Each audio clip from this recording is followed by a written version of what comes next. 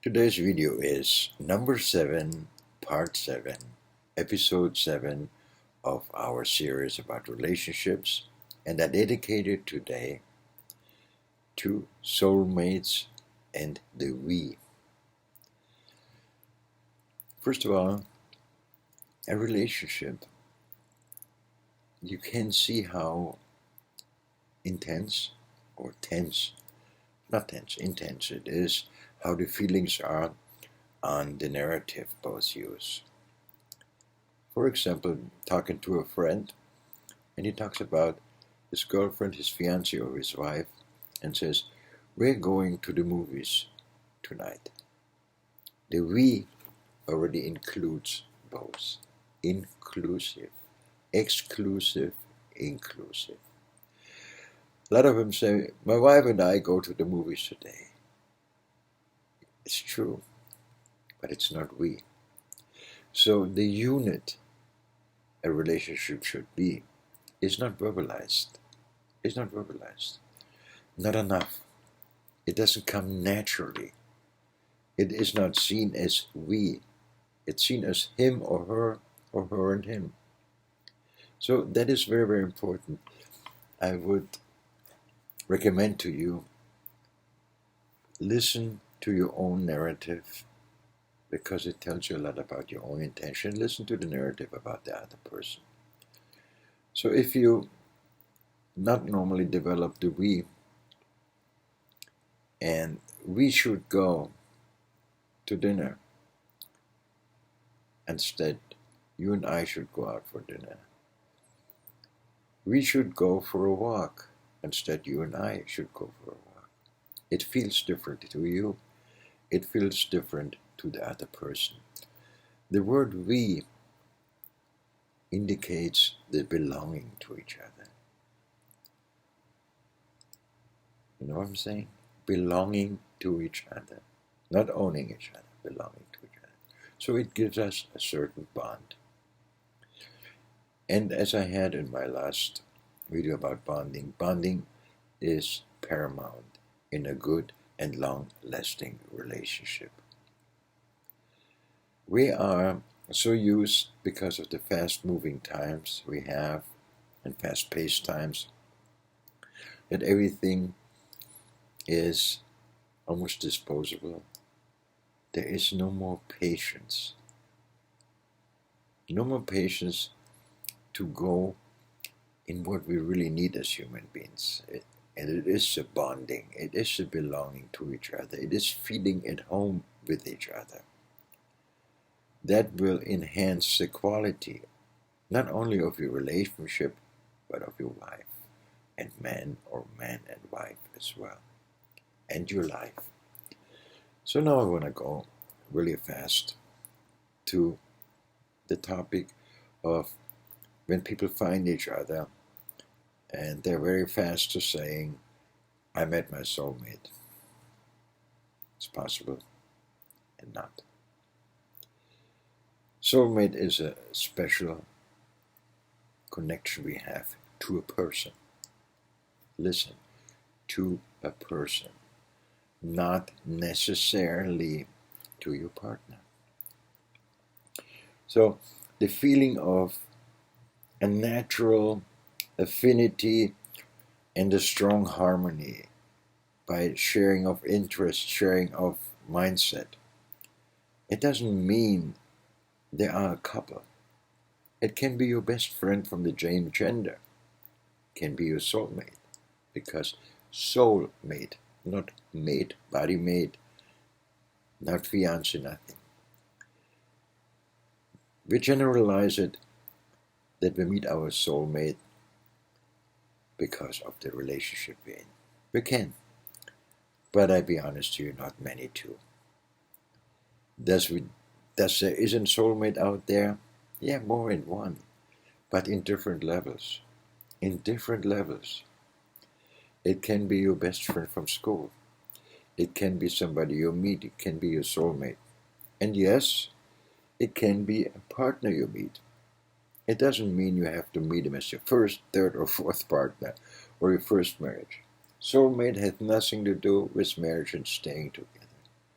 It's, like I said, the souls mate each other. It doesn't mean you have to be incredibly in love with your soulmate. No, there is just a natural, wonderful connection with that person. You can share, trust, talk about everything with that person. That is very, very special. And that's what a soulmate is. A mate for my soul, you a mate for her or his soul. So it can be your best female body, your best male body, whatever it is meant to be. And that's very important. So, going back to relationship, yes, you can meet your soulmate, but I tell you the truth, not really many do. And there is no timing. I meet my soulmate when I'm 25, when I'm 45. No.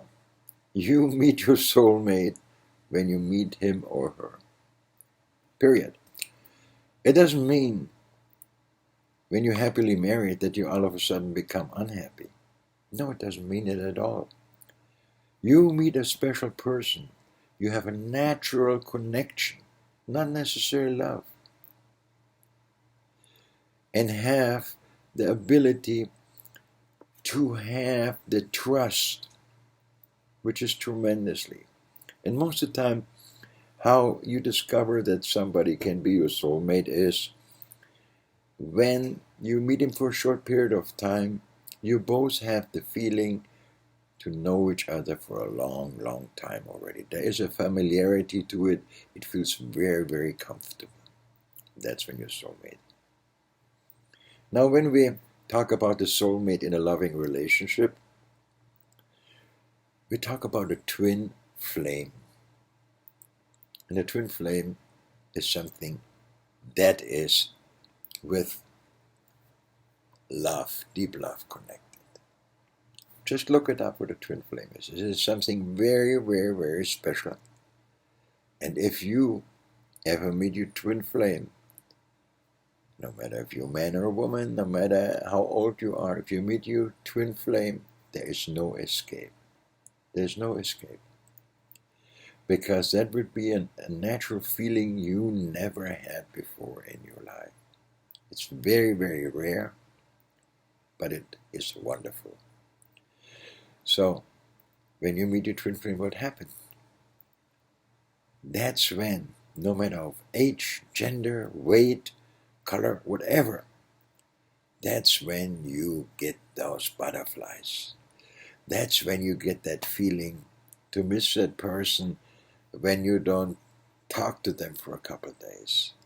That's when you get this very, very deep feelings of being welcomed, and also the feeling you want to welcome that other person. That is twin flame. Twin flame is really the top of the line. Two people meet and match. And that has nothing to do with your zodiac, nothing to do with your body weight. It has strictly to do that you both have the right intention. The right intentions to get to know each other as the person you are. Not how beautiful you look, not how handsome you are, not what car you drive, not what cosmetics you use, what dresses, what stilettos you wear. That doesn't all matter in the twin flame. It matters the eyes meet each other, the smiles meet each other, and two people and their characters and love and caring, their enthusiastic feeling for each other meet. And that is why it's called flame. The fire is really high there. And it must be, and it is, a beautiful feeling when you have that. That is very, very, very seldom. Sometimes when we're very young, being infatuated with another person, we say that's a big love of our life. Well, wait until you meet your twin flame. Then you talk about the big love of your life. And here is, and I go back to the beginning of my video, where automatically the we and the us overrides the him and her, or her and him, where the unit of us and the bonding is desired and is there in a natural way. So, that's for today. Another one coming up soon.